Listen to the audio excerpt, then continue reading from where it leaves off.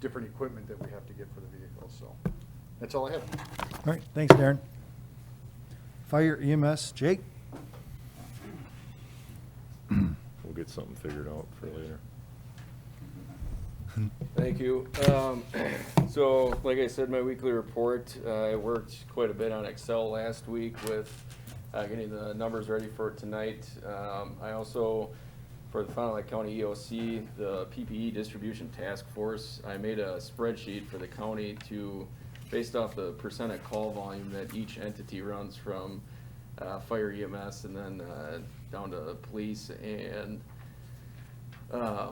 so that way resources, PPE is allocated based off call volume essentially, and hopefully that works out. There's still some stuff that we're kind of hashing out to get the numbers right, but I think that's the best way, because the county's able to get quite a bit of PPE for everybody, so that way everybody's kind of taken care of in that aspect. We had a off-site review subcommittee, that's our LEPC, Local Emergency Planning Committee.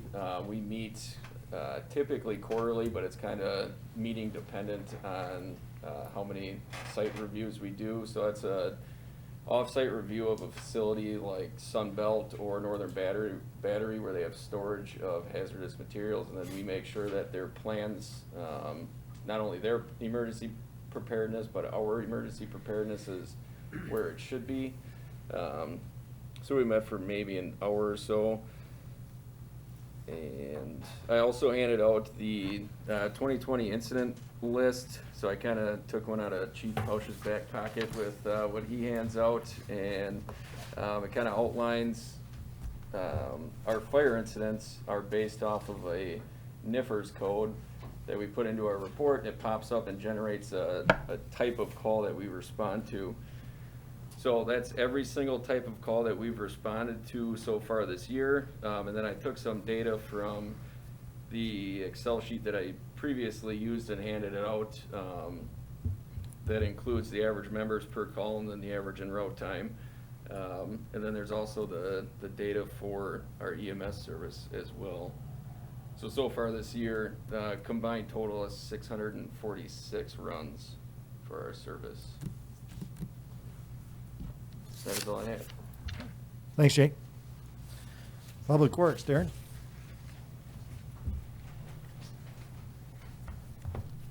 Just a couple of things that the Public Works crew have been working on. We've been out mowing our ditches, waterways, and detention basins. We mow those annually, just to keep the tall weeds down in those areas. I've been receiving numerous weed complaints yet, so I've been trying to keep up on those. We've been out doing street line painting. We finished that up last Thursday, so all the street lines for the year have been freshened up. And the other thing I've been working on is just working on the capital budget numbers, getting ready to meet with Nick as soon as I get those all together. Thanks, Darren. Moving down to consent agenda. Approve the minutes of the following board meeting from July 20th. And approve invoices and authorize checks to be drawn on the respected funds as indicated. General Fund, $13,873.52. Library Fund, $105. EMS Fund, $2,106.94. Capital Projects, $17,388. Water Department, $28,228.50. Wastewater Department, $98,447.75. Stormwater Fund, $790.10 for a grand total of $160,939.81. And also approved the following operator license. Tricia Verdian for a permanent license for Charlie's, and Kurt Witt for a permanent license for Charlie's. What is the board's pleasure? You get a second? I'll second that motion. Got a motion by Will, second by Price to approve the consent agenda as read. Is there any questions or comments on this item? Mike?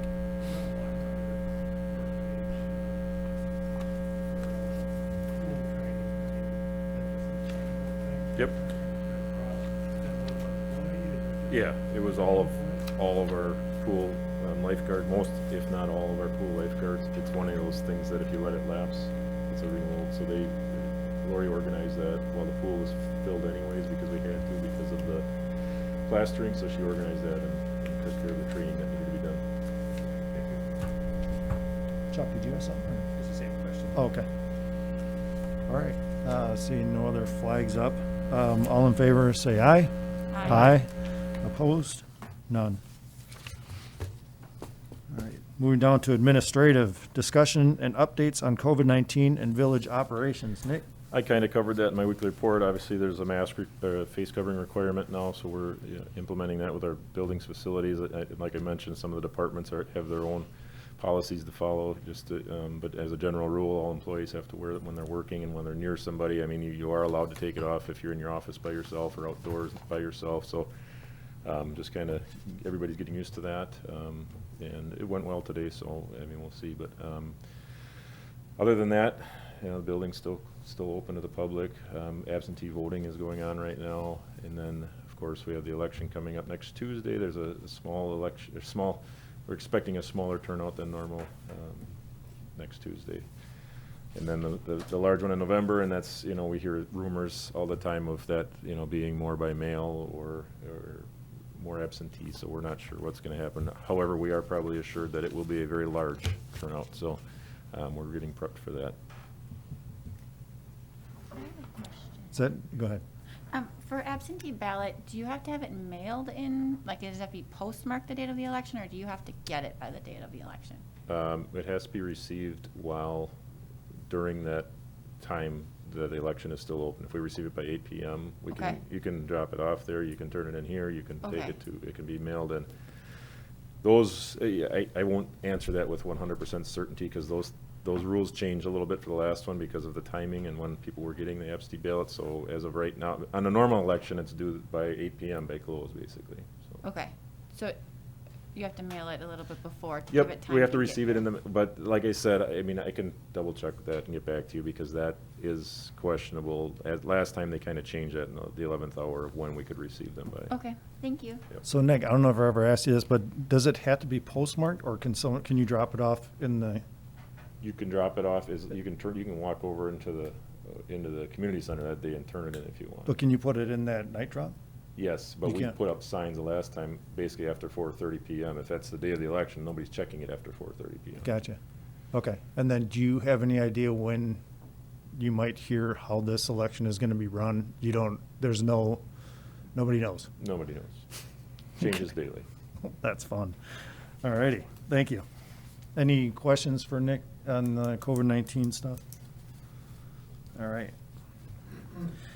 Discussion and possible action on the hiring of Todd Stepbacher as crew person 1 for the Department of Public Works.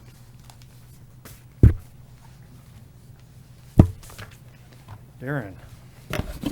All right, we went through an interview process for the vacant crewman position, and we had a fairly good number of applicants for this.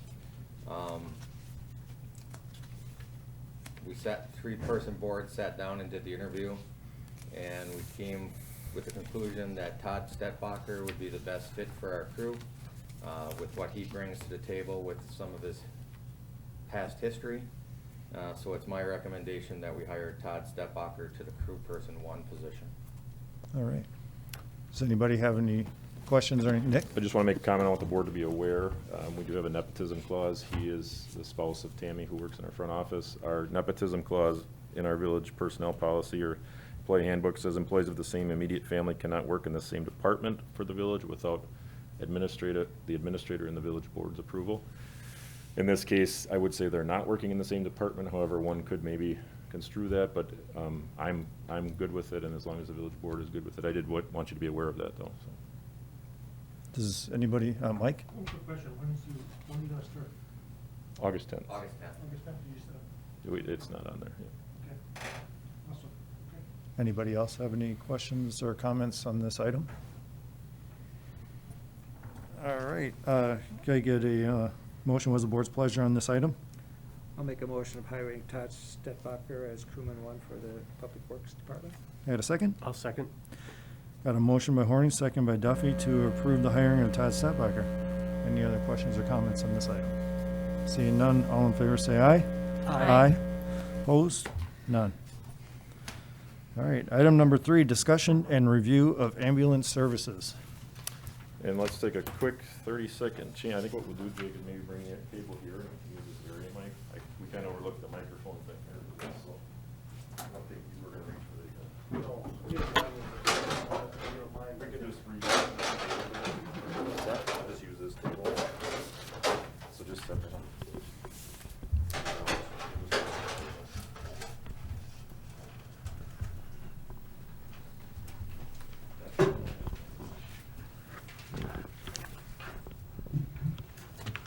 Just leave that open. Just use it.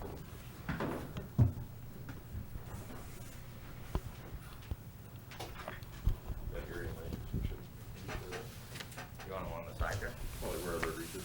Yeah, right in the middle's fine if it reaches. Pass your chair. Yep. The cords haven't adapted to the COVID situation yet, so we'll get some longer ones. All right, Sorry about that, guys. so, here am I drinking on the table. Thanks, man. So the first numbers that I wanted to go over is just the call volume, total call volume, so you can just see that's pretty laid out with what 502 has done, what 500 has done, and then what the service has done as a whole. Does anybody have any questions on that one? That'd be that first page that says total call volume on the top, page There's 15. Page 15. Do you happen to have these numbers by year By, instead of by month? yeah. It's hard to tell if there's yeah, a the trend, o- I guess. Yeah, the only thing is we don't have very good numbers previous to September of 2017 for 502. So I could pull any number that you would want for 500. Mm-hmm.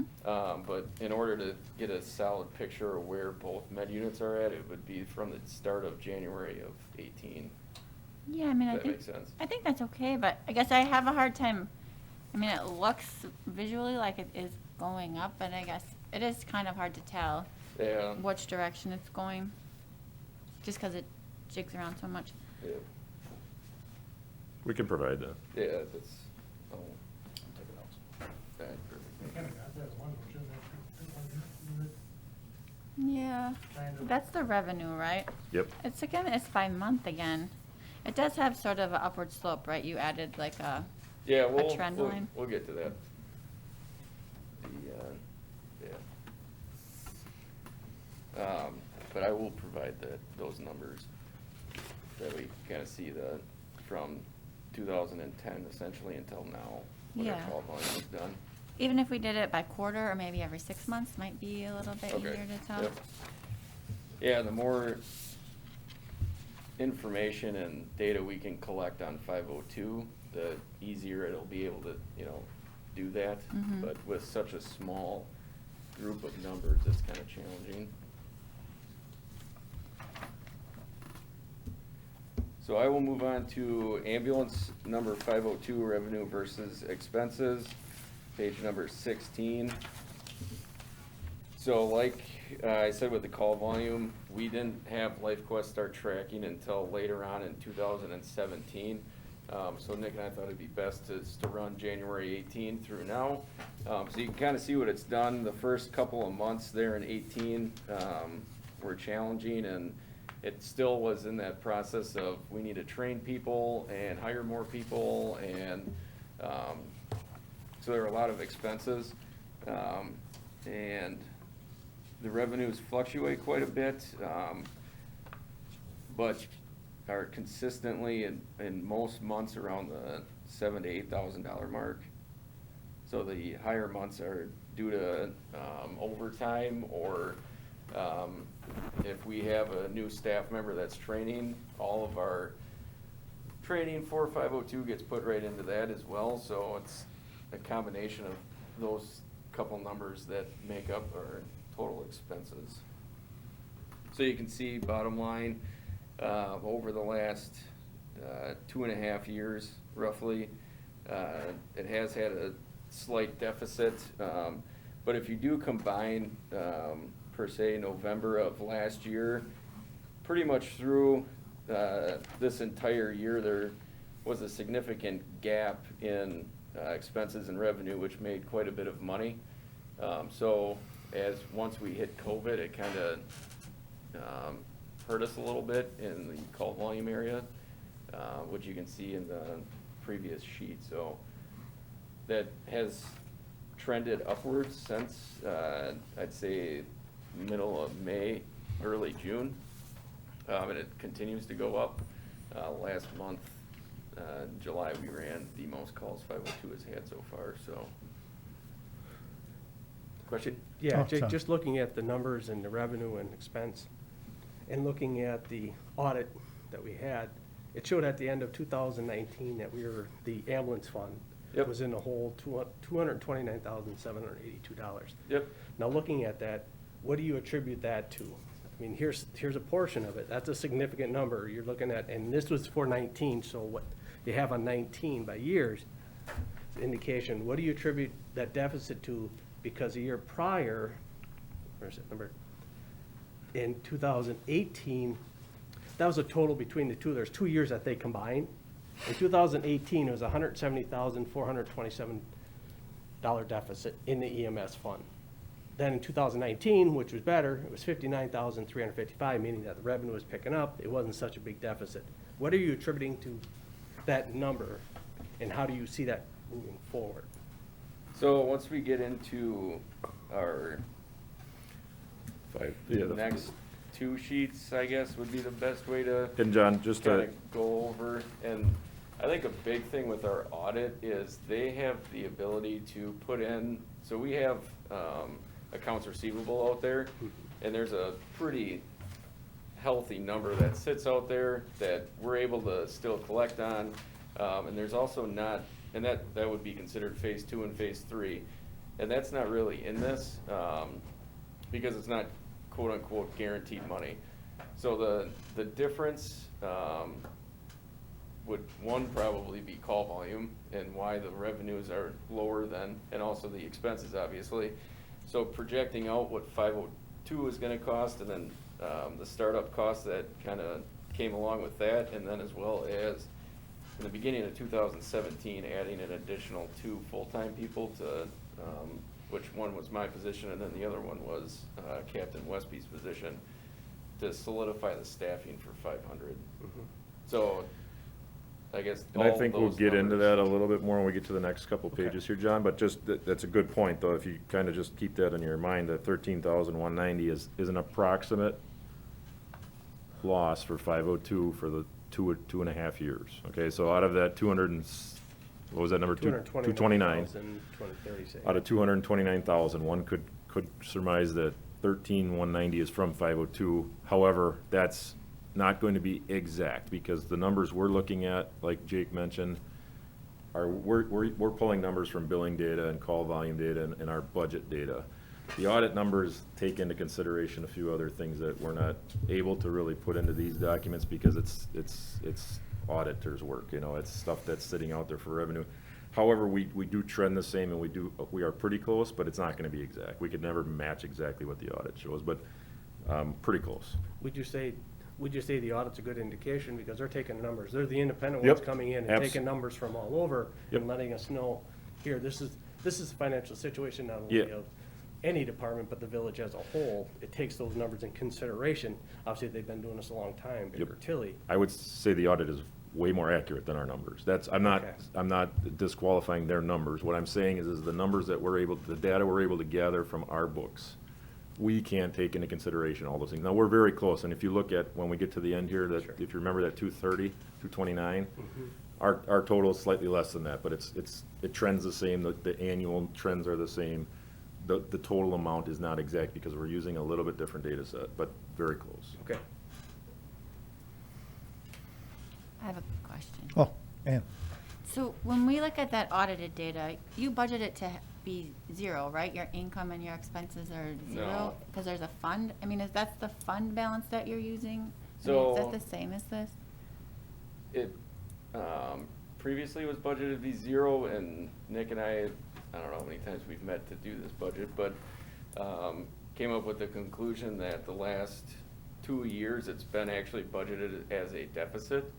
Cause if we're showing actual or projected, I guess, ambulance charges and then projected, uncollectible costs. Mhm. So that way, at the end of the year, you know, I think this year is budgeted for a $59,000 deficit. So at the end of the year, when we come back and say, let's say it's negative, you know, $34,000, it's not a shock, I guess, that, you know, we lost money, because we can't just even it out based off of, you know, where we'd like to see it be at, Mhm. so to speak, you know, and the fact that I can't say our ambulance charges are gonna be, you know, 850,000, and then all of a sudden we come back at 810, but I can say that in 2020, we billed this amount, and then halfway through 2020, we billed this amount, and this is what I'm expecting to be at. So we've, in the past, typically, when the service was making revenue, it would be budgeted to a 0. So that way it was, you know, we spent all of our money, and Mhm. then so on and so forth. And then whatever was left over would be put into a fund to, per se, to buy an ambulance. So it's kind of changed since 2017, I'd say, when the ambulance service added those 2 additional full-time members and started costing more. And now it's being budgeted as a deficit, you know, just based off, you know, projected numbers from the previous year. Why do we do that? Shouldn't we fund it more, I guess, or? But how do we fund it more? Right now, we're not funding it. I Okay. mean, the villages and the taxpayers aren't funding it. The That- only funding that's that source we have is the fee? per capita, right? Got And we're it. gonna talk about that later on Okay. here, so. But one more comment I guess, maybe wanna make on that is that the most difficult part in that, for this EMS, is the revenues, okay? So we, on average, collect between 44 and 50% of what we bill, okay? 502 is probably closer to 55%. So when we look at these numbers, we played it very conservatively. We just assumed 44% collection rate. So that's what we figure we're going to collect. Now, in a year, an audit comes in and we collected 48% that year. That's why we have differences. So what we've done in this case has kind of been more conservative in saying, you know, we're gonna assume for our projections, 44% is what our collection rate is. Now, we could be 48 that year, we could be 49, we could be 45, but 44 seems to be the more conservative way to approach that. And then along those same lines, we haven't, 502 seems to be a little bit higher. We don't have a lot of data to go off of, but we're looking 50 to 55 as of this year. Mhm. We're looking into last year. It's just, that's really where we'll never match. We're never gonna match what the auditors come out with. However, we should be fairly close. Mhm. And that's why it's important, you know, that when we look at the actual collection rate, if we have the ability to get a contract put in place, it drives that collection rate up just for that specific ambulance. So for 502, if I say, you know, St. Agnes or Aurora, I wanna put a contract in place, it may not be specifically to have that ambulance gone for 12 hours, but it's, so we get guaranteed revenue, to make sure that, you know, it's black and white, and that we get the actual revenue that we're charging, instead of having, whether it's Medicare, Medicaid, MTM, or private, or public, or private, insurance companies paying for it. It'd be guaranteed money. So that's the biggest thing that Adam and I look at when we talk to these, hospitals. It's not, like I said, necessarily to go from 25 transfers a month to 60. It's just to make sure that when we take a patient, we're getting, reimbursed for that. So I'm sure in the next few months or so, we'll continue to see that number kind of fluctuate depending on what happens with those, so. Anything else, Ann? Well, 502 is the extra ambulance, right? I just Correct, don't- yep. Okay. So most of your calls are on 500 though. I mean, way more. So Yeah, that's our 911 service, yeah. like 2 calls a day? Yep. That- Right now, for the last like 2-3 weeks, we've been averaging like 3.5. So anything we do on 502 is kind of small in proportion to 500, I Correct, guess, yep. right? And why did we add those 2 staff in 2017? The lack of part-time, available employees and or paid on-call availability. It was kind of a, and I don't Trustee Horny can speak to this too, is it's kind of a make or break deal with being able to staff that primary ambulance and have the right amount of staff to do it. It takes 6 to staff 1 full-time ambulance. Mhm. So, based on our current rotation. Okay, thank you. And there's a really good, in the municipal magazine, did you get that one? Mhm. There's a pretty good article in there about some of the smaller communities, the trouble they're having staffing Sure. ambulances. It's a really good read. John? Nick, question for you, just Yep. popped up that you said running a deficit. How does that affect expenditure restraint? Because there's so much, we're running a deficit, aren't you not supposed to have, and Chuck, maybe you can help, have a budget saying that, okay, we have the cost covered, and the second part of that is the fund balance has borrowed money to the EMS. So are they truly, I mean, obviously they're in the negative, they owe money, obviously they've borrowed Yep. money and it has to be paid back. Does that affect the expenditure restraint No, with the expense and not running, because running a deficit, showing on the books, don't you have to show that? we do, but the EMS fund is an enterprise fund set up in the village, so that does not play into the general fund Okay. expenditure restraint. There are communities out there, though, just so everyone's aware, I mean, I did talk to our auditors at length about this. And because it was on the phone, I had asked them to maybe present this a little bit, and I think because it was on the phone, it just didn't get talked about. But there are a lot of communities out there that support their EMS through their general fund, and that, but, you know, in our case, it's a little bit different, right? Because we're not just serving our municipality, we're serving a lot of other municipalities. So should our taxpayers, right now, our taxpayers are carrying the burden for the shortfall, so to speak, and only our taxpayers. So that's, you know, a little bit different makeup maybe here than some other small communities that run their own service for themselves. And so, yes, right now, the general fund is owed $229,000 by the EMS fund. We do not, it does not affect our expenditure restraint. It's basically just kind of a loan, you know, that we're borrowing to them when we cover the expense. That's part of the deal that the village taxpayers take care of in our community, is that if there's a shortfall, we have to pay, you know, we have to cover that, so. And I can add on to that a little bit. A lot of ambulance services that cover outside territory, similar to like what we do, or surrounding communities, it's not a close percentage to what they cover for their own municipality in population size, where we actually exceed what the village of North Fond du Lac's population is. So the townships collectively as a whole exceed what North Fond du Lac is. So that's kind of another variable that Nick and I have kind of discussed on who's responsible, quote unquote, for the deficit that we have. What Jake's alluding to there is we have, what, 5,200 people in the village for our per capita, and I just wanted to explain what he meant by that, because I didn't catch it right away, but there's about, it's like 11,000, 60, yeah, to 61, 6,000, yeah. some out in the townships that we serve of population. And just follow up to that, because you talked about the auditors, and we talked about it when they were here, of borrowing money for regular budget, regular fund money from the fund balance, which the auditor said it's not a good practice, because you keep borrowing into it, and then you have to start looking at, obviously, your operations, and how do you get that amount? Either one, you raise your revenue, two, you look at expenses. I mean, there's got to be that balance. You can't keep borrowing from the fund balance, because the fund balance is a one-time shot to help when something comes up, not to fund an operational cost within a community. Agreed, yep. I think we'll get into that here. Yep, and I think we're ready to roll on to page 17, which is the ambulance 500 only combination revenue versus expenses with projections 2021 through 2025. So I just want to add one thing, sorry Jake to No, interrupt, you're but good. what we tried to do here, just to simplify discussion purposes, is just remove 502, expenses and revenues, just take it all out. Let's just look at, let's pretend for a minute here, or this page at least, that 502 doesn't exist, and let's look at 500. So, if you look at, there's quite a bit of numbers on here, but you can see where the deficit started on 500. Pretty much from 2015 through 2016 was a good year for ambulance runs, which allotted to a $17,000 surplus. But if you look at the following years, all the way up to the projected stuff, there's a significant deficit, which attributes to our overall deficit in the ambulance service.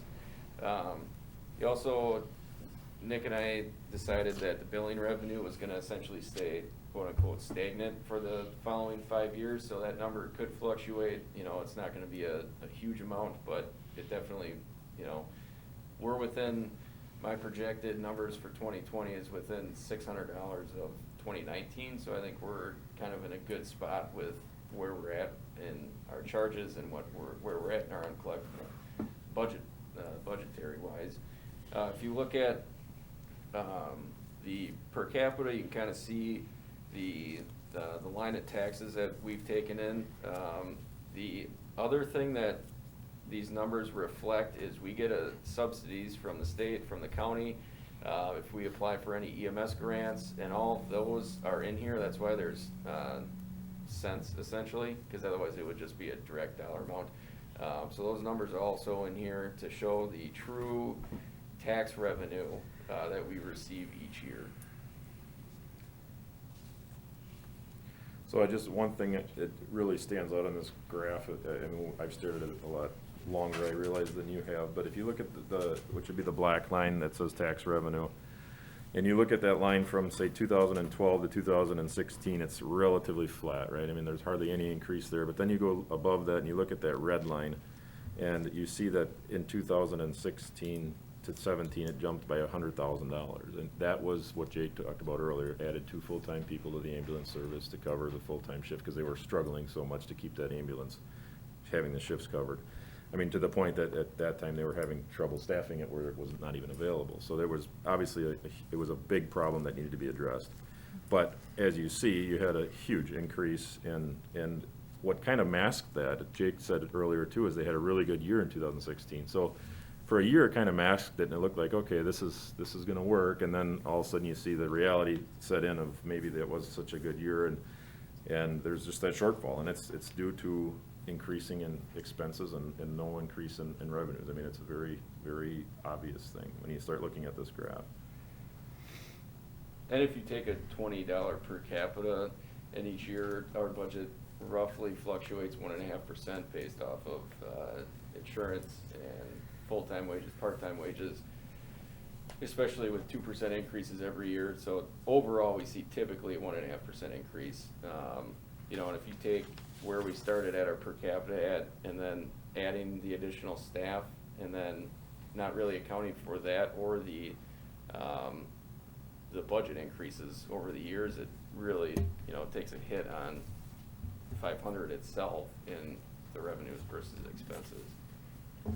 It's typically like a 40-cent increase if you have a $20 per capita, you know, for that to actually pan out and stay equal, you know, as you move forward every year. What's the 40-cent increase for? That's what the per capita would have gone up if our budget goes up by, you know, 2% every 2%. single year, or 1.5%. That wasn't really accounted for. So I guess the other, I know this kind of goes without saying, I just wanted to talk through this so we all are on the same page, but if you look at this graph up above it, starting in 2020 and going out to 2025, for me at least visually, the graph is the way for me. So the green line and the red line, right? I mean, the green line needs to be above the red line, or at least even with the red line to break even. If you look at that, what we're proposing here is the tax per capita increase over the next 5 years, and at the end of those 5 years, it gets to about breaking even. Now, in the meantime, that's also creating a deficit, right? Every year you're creating a deficit, adding to that $229,000 that's already sitting there. So by the time you get to 2025, in this scenario, you've probably increased that, I don't know the exact number, but it looks like another $100,000. So you're at $320,000 of a deficit, and now you're breaking even, and from there forward now, you're breaking even. So just keeping that in mind and looking at just this 500 service. And Jake, what about year do you propose, or do you think that we'd need to replace 502? Does that, I mean, how's? 2025 or 2026, I'd have to look at my capital improvement plan to be solid on that, but it's one of those 2 years. It was bought in 2006, so typically it's a 10-year, so 500 would be in service for 10, and then 502 is in service for 20, and then you replace it, so it's 10, 10, 10, 10. I mean, it kind of, when we kick this off and, you know, we're looking at contracts with Fond du Lac, and then, you know, that didn't work out, and then Waupun, and with the mileage you're gonna be putting on, if you have that contract with Aurora and Oshkosh, because that's a big concern for me. I mean, doesn't that make that replacement sooner? And how are we gonna No. afford that? I don't think necessarily it's sooner, and it's not so much that 502 would pay for the ambulance itself, it's just the replacing 500 is kind of how you gotta look at it, because we never have replaced a backup ambulance, we've always replaced our primary rig. So it's not so much replacing 502 as a cost to itself as it is 500 as a cost to itself, if that makes sense. Okay. It's kind of like how we do our engines, you know, same philosophy where our primary engine, and, you know, it sits there for, or is in service for 20 years, and then you have another engine that's backup, quote unquote, that's been here no longer, so. Okay. John? And Mike first. Oh, I'm sorry, Mike. I guess a quick question, what's Fond du Lac's per capita rate for places, I mean, the districts and municipalities, they 40-something? It's right around 52, 52? yeah. I don't know the exact dollar amount, but I know that it's, They serve like North Carver and stuff? or- no, they serve Brownsville, obviously the city, and then Chichita, I believe, or they might, I can't remember if they still do that or not. No, Mount Calvary took that over. Okay, I know that was kind of a hot topic for a while there. I know there's a couple other. Town of Fond du like Lac, they have Byron. part of Town of Fond du Lac they go to. Yeah, Town of and- Fond du Lac, Town of Byron, I'm pretty sure they cover that. So they charge the City per of Fond du Lac capita. Residents get charged that too. Yeah, oh yeah, yep, but everybody gets charged the same thing there. 52? Yeah, it's right around there, yeah. Anything else, Mike? Okay, John? And as we have these discussions, we're actually, as Nick said it earlier, there's two separate issues here. We're looking at 500, and running an ambulance, knowing that, have done it for a few years, is you're generating revenue, but you're not gonna pay for itself. It just doesn't happen. The cost of what you're doing, it helps support, it gives you revenue to help support the expenditures. It's not gonna completely ever, in my opinion, since I ran it and seen it, that it doesn't cover all the expenses. So one, absolutely 500 is a necessity. There's no doubt we have to make sure whatever we need to do, and it looks like it's been done. You have 6 personnel, full-time, and that's being done. 502 is a separate thing, and it kind of skews some of the time when you look at these numbers as far as, you know, what's happening, cost, because replacing an ambulance, you're absolutely right, Jake, you replace your front line. The front line goes to reserve, is that rotation that you have. So looking at this, we have to look at, you know, how do we make sure that we have an ambulance, which looks like we're doing fine. I know there's gonna be a deficit. When you have a frontline ambulance and you're gonna have that. It's a Yeah. cost of doing business. It's a matter of what you do. It's how do you get that revenue to make up for that cost, so not just North Fond du Lac, because there's other communities that are getting service as well, and being fair to them as well, and what that number is, and I see that proposed and what we're looking at, obviously, that's discussions you have to have with the surrounding communities as far as, you know, is it something they can budget for, because it is a budgetary thing. Yep. When you're looking at it. So, and the thing, my just concern is, and I've said it before, is that we don't continue to take money from the general fund to pay for an operational cost. Concerned with that, we just have to come up with the way that we can fix that. And if it's raising it, looking at expenses, who knows? I mean, who knows? That's budget time, and that's when we have these discussions. Thank you. Any other questions on page 17? Ah. Do you have any Yep. Mike? suggestions on how we could, you know, even cut some of our expenses? I mean, is there any doing 502 that we could roll over to 500? I mean, just. Yeah, so, Adam and I discussed the staffing level of 502 and where we hold that standard, and manipulated our state operational plan so that way we can staff with as, up to, or as low as, 2 EMT basics. So that'll alleviate a lot of overtime that it's accrued with full-time people staffing that ambulance. It will also, lower the cost of staffing, not a huge dollar amount, but when you're talking, you know, a couple dollars here and there. But the biggest thing is it'll also add additional revenue, based off of typically at 7 PM till 7 AM, we get quite a few phone calls for interfacility transports that require 2 BLS providers. And we have a lot of BLS providers on our service right now, and it'll allow us to take those calls. Instead of having to call in a paramedic, as our state operational plan had previously stated that it would be at least an EMT or a paramedic.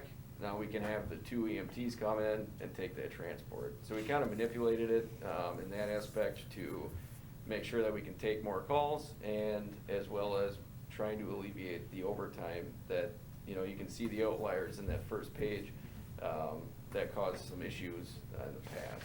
So I've cut 502 quite a bit. One more question.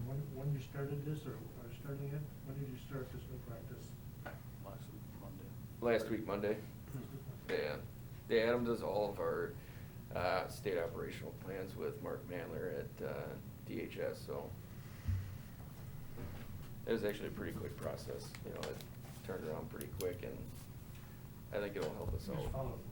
Do you have like an estimate how much that might save a month or a year? Or do you have any kind of, maybe I think you would hundreds of see, dollars, or- no, I think you'll see the outliers that are in that, that first page be alleviated substantially, where you're not gonna see a $13,000 or $18,000 or $15,000 month. You're gonna see it ballpark, you know, 7,000 to 10,000. So it's gonna, Yeah, you know, right. alleviate, I don't know what the exact numbers are, but, you know, if you add up the numbers that I'd say are above $11,000,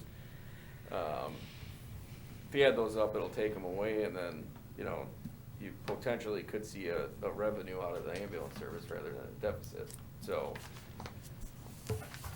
I think it'll help. As far as 500 goes, our majority of our budget's all staff.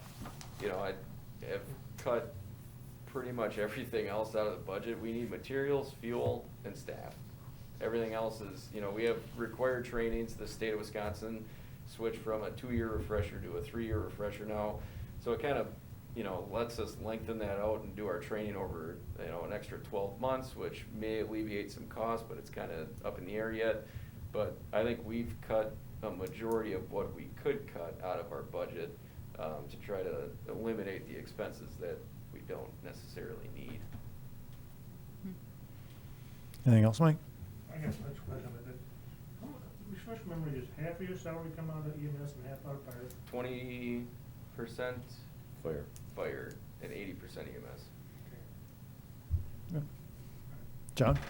Just follow up, Jake, with expanding the services being considered, and as you're looking into it, do you feel it changing what, you know, the purposes when we did this, when I was back on when we did this, Yep. and you say, hey, 502 is gonna be great, do some transports, it's gonna provide a service during the day, it's gonna allow us to take a second ambulance call, or if 500's down, we can do that. How do you see that affecting the operational component when you look to expand to try to generate revenue? You start then compromising potentially some of the operational things in the No, I don't department. think so. We're not necessarily expanding more so. We've always taken calls outside hours, between 7 PM and say at 7 AM.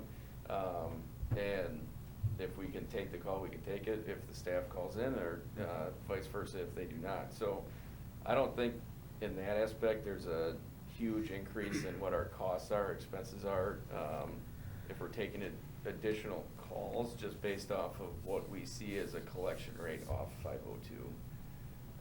And I know you had asked for those numbers, and unfortunately LifeQuest didn't have time today, or wasn't able to do it, so tomorrow, she said, by the end of business day, so I'm hoping to have those numbers so we can actually see, you know, this is the solid collection rate that we've seen since July of 2017 until now, for not only 502, but both, I asked for both ambulances.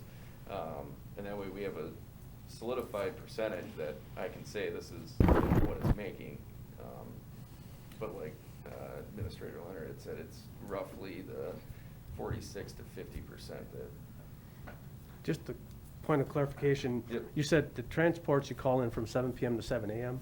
during the day, you have it staffed then? Correct, yep. 502 staff from 7 AM to 7 PM. 7 PM, 7 AM is based upon availability of staff calling them in. Yep. Okay. And like, if you look at, whether it's a fire call or the second EMS call, our response times are, more than cut in half for fire calls during the day. And additional staff is there, obviously, which is huge. And, it's not only, just for our village either, we're automatic aid for, Town of Friendship and Van Dyne, so it helps them out. It helps out during incidents that we respond to in the city. It's a dynamic, I guess, department in the aspect of kind of how we run things. So it's definitely helped out quite a bit. And it's taken a decent amount of 911 calls this year. I actually, not that I don't pay attention to how many 911 calls it runs, but I haven't really studied the numbers on exactly how many. I've been so concentrated on how many interfacilities are you doing. But 33 911s it's not a huge amount, but it is significant that we don't have to ask, a department that runs 7,000 calls a year to come out here and, take care of our community as well, so, and our surrounding communities, so definitely helps out. Thank you. Yep. All right, Ann?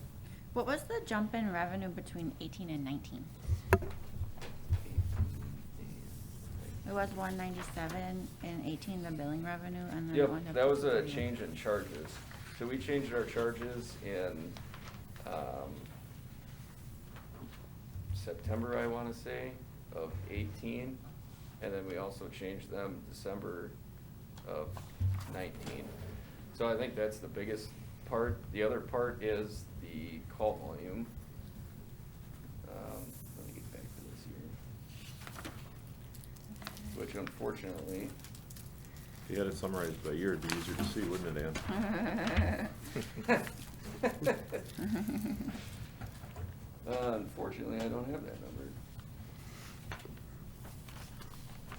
But that would be the two biggest things, is we Okay. saw a large increase in, what 502 was doing, and then we also saw an increase, this is just 500, but Yeah. we saw an increase, obviously, in what 500 was doing. So I think Okay. the combination of both, what you have as far as charges, for each patient, and the last time in last December when we changed them, it wasn't significant, I don't think as much as it was in 2018. So I think that the larger jump in revenue was based off of what our changes were for charges and then the additional call volume that we had. Okay, thank you. And you can see like in 2014, that number was skyrocketed. Right. And then all of a sudden it drops back down again, so and I'm not sure back then if they changed the pricing or, what the case was, but these numbers all come directly off of our, budget sheets that are compiled on the internet.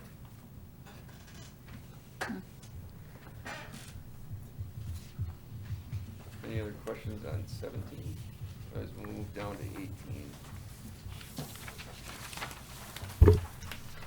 So this is kind of a overview of both services collectively and kind of where we think we're going to stand with the additional per capita.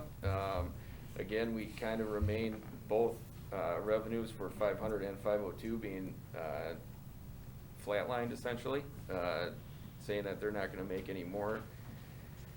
And then the expenses are a 1.5% increase for each ambulance, which is typically what we see as moving forward. So, unlike the 500 sheet, that deficit is,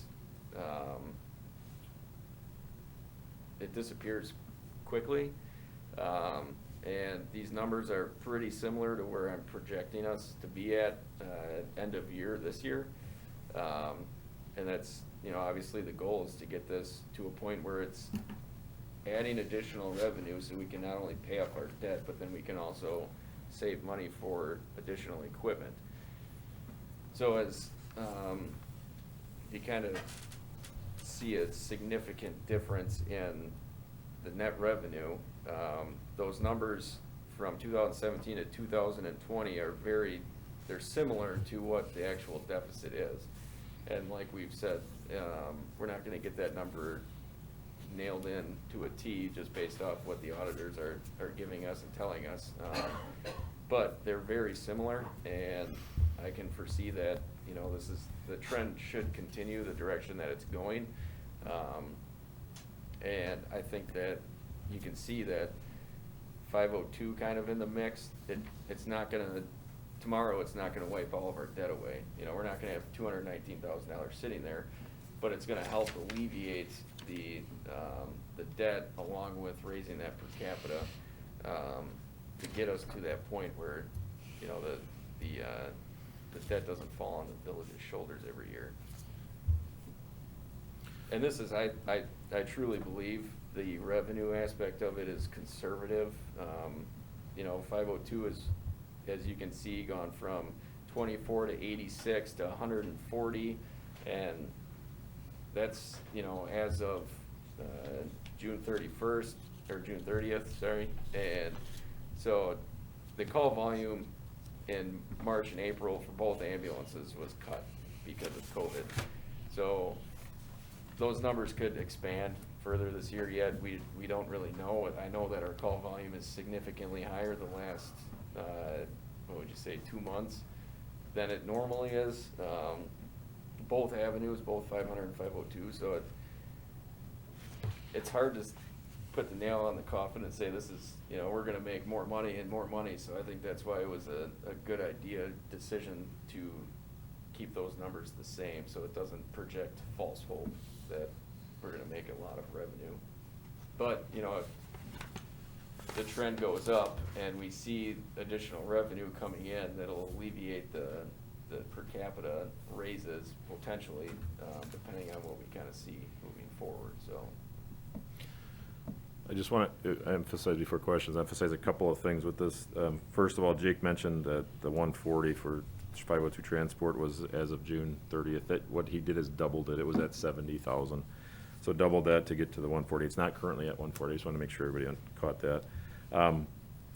Couple other things that I wanted to point out is this does also include, as he mentioned, just so everybody's clear, that this includes exactly the same numbers that was on the previous sheet with the increase in the per capita. All this is doing is adding 502 back in, and then seeing that green line above the red line, again, doesn't mean that our debt is gone. It's just that particular year, you're a little bit above your expenses and you're starting to chip away at that debt. So if you look at the chart itself, you're talking about $36,000 of excess revenue to start chipping away at that. Ann? I guess that's my question. So this looks like you're gonna make $30,000 in profit a year, right, on 502? Because if I look, it says in 20, we're gonna lose 40,000 on 500, and combined, we're going to lose 11? So Well, that's also adding in an additional roughly $22,000 of revenue from taxes. Does that make sense? Because the per capita in 2021 here is at $28.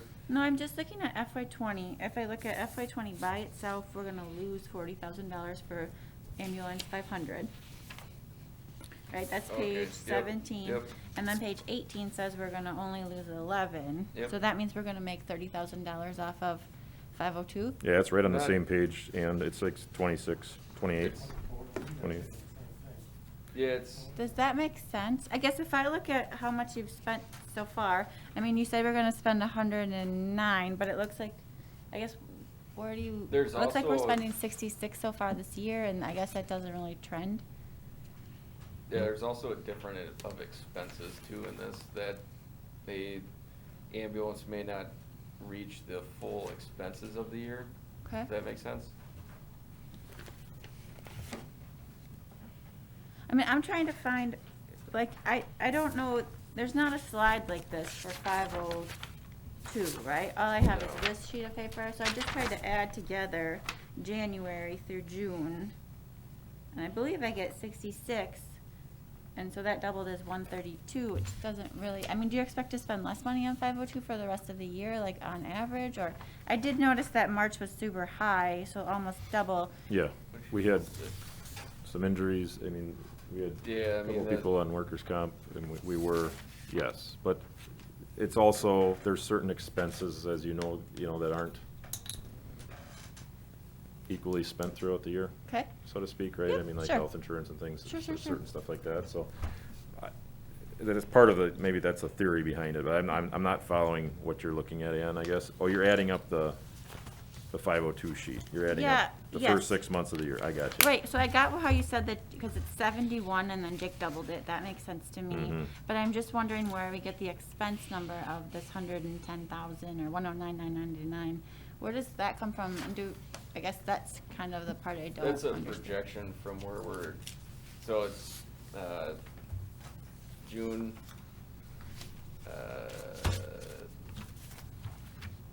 expenses divided by mhm. half, if that makes sense. I do, so you multiplied it times 2, right? Like you did for the sales? Yeah, same. I don't think that works. I mean, I maybe typed it in wrong. It's possible. I'm just trying to do it quick here. Let me double check it, but I guess, Or was that the average of our expenses? I think- didn't yeah, come thi- up with it. You came up with yeah, it. I think that number was modified to fit what it should be without the outliers in there. okay. So that way, it's not like we're over budgeting for that ambulance, because like, Nick had said, the expenses kind of substantially climbed, not only for, at one point this year, we had 3 people on workers' comp, and, had additional costs and overtime. But it also, I just lost my train of thought. It also incorporates,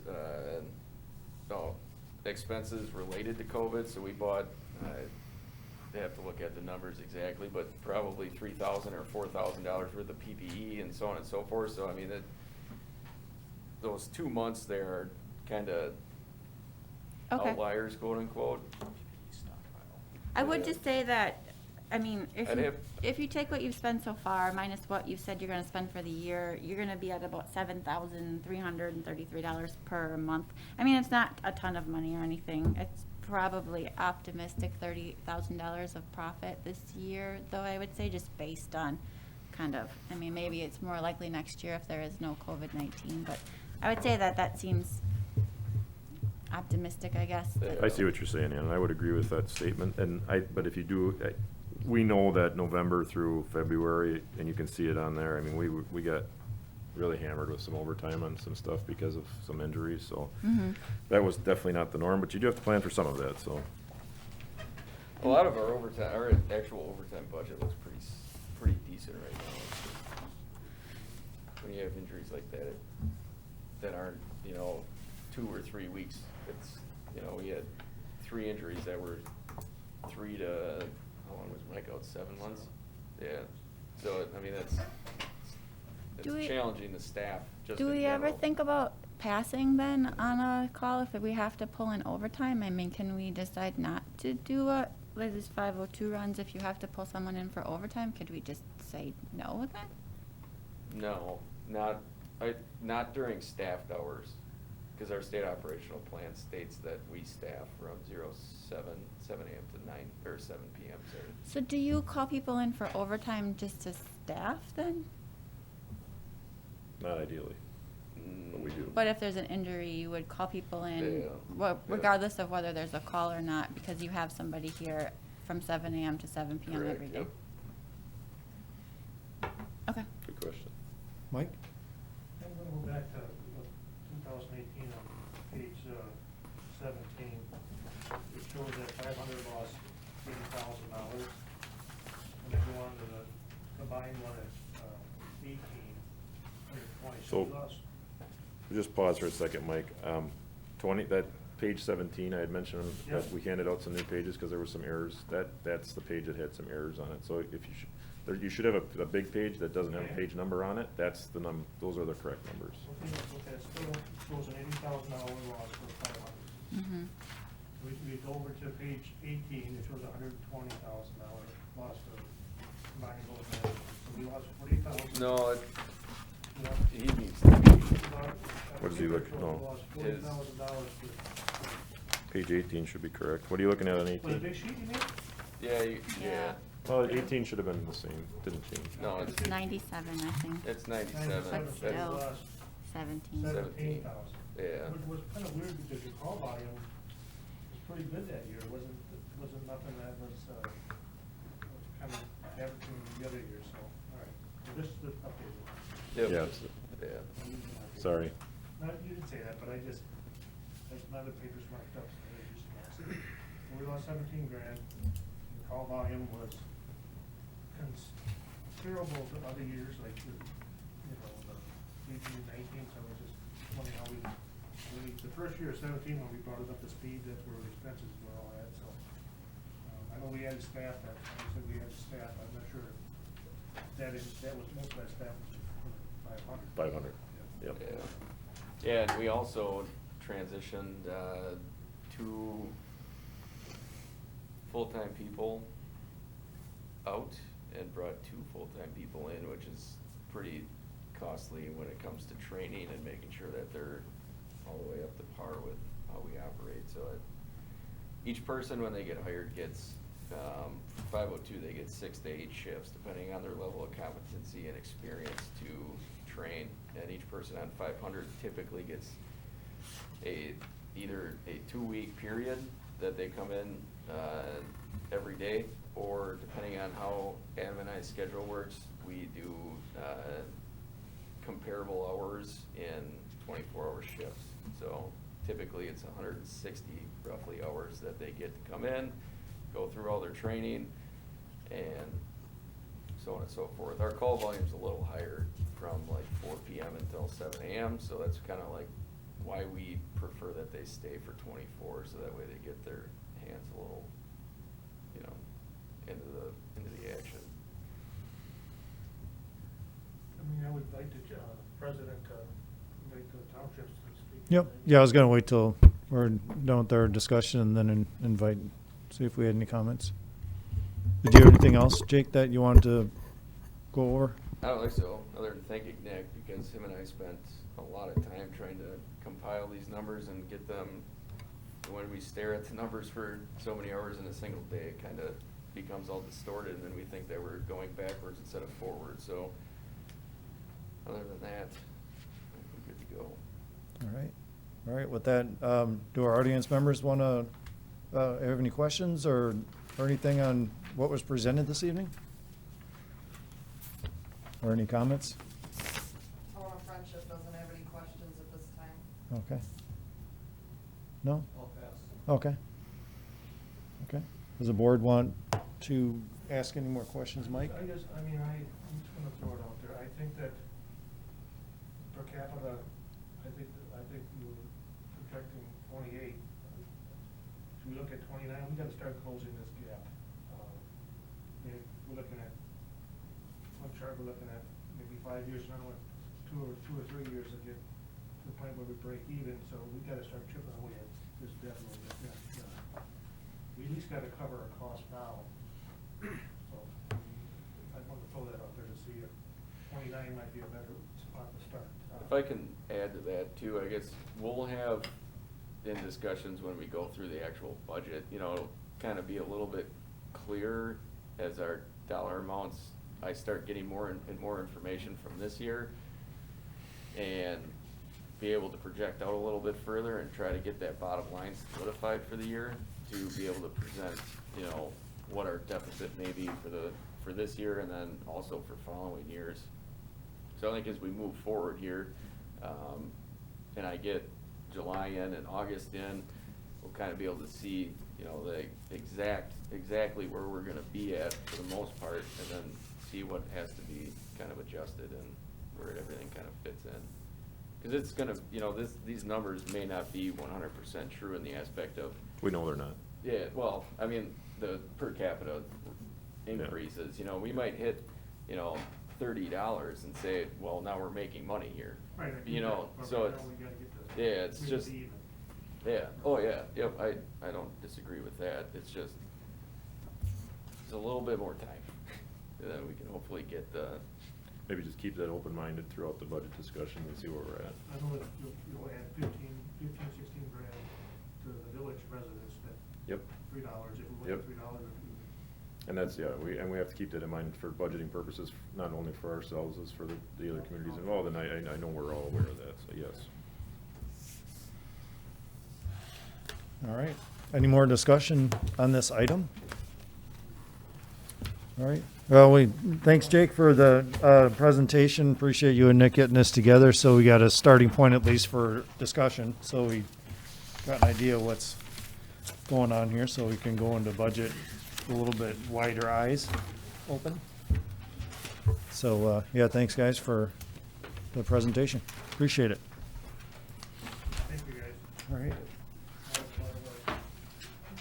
It's good discussion, so thank you. Yep, absolutely.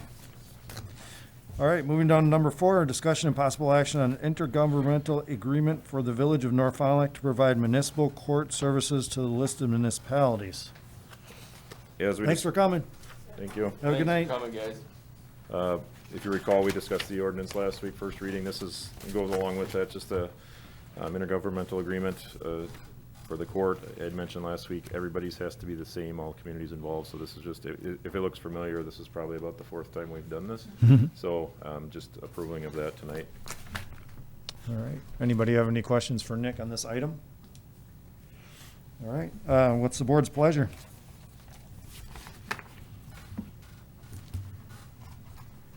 I'll make a motion to approve the intergovernmental agreement for the Village of North Fond du Lac to provide municipal court services to the listed municipalities. And a second?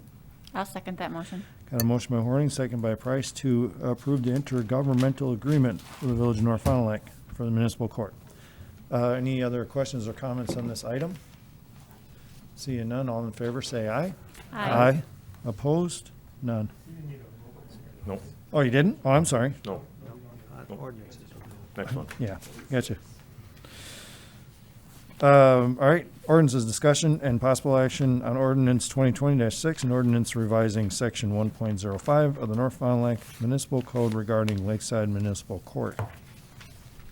And like Nick had mentioned that we had the first reading, and now it is the second reading, so we will need to take a vote on this. Does anybody have any questions or comments on this item? All right, seeing none, can I get a motion on this item? I'll make the motion to approve ordinance 0-2020-06. All right, can I get a second? I'll second it. Okay, I got a motion by Duffy, second by Will to approve ordinance 2020-6 for an ordinance revising section 1.05 of the North Fond du Lac Municipal Code regarding Lakeside Municipal Court. Got to get a roll call, please. Duffy, Yes. Horning, Yes. Streeter, Yes. Price, Yes. Will. Yes. All right, thank you. Moving down to communications. Any communications? Any unfinished business? Any new business? Can I get a motion to adjourn? I'll make a motion to adjourn. You got a second? I'll second. Yeah, was that you? Got a motion by Ann and second by Chuck to adjourn. All in favor, say aye. Aye. Opposed? None. Thanks, everybody, for coming.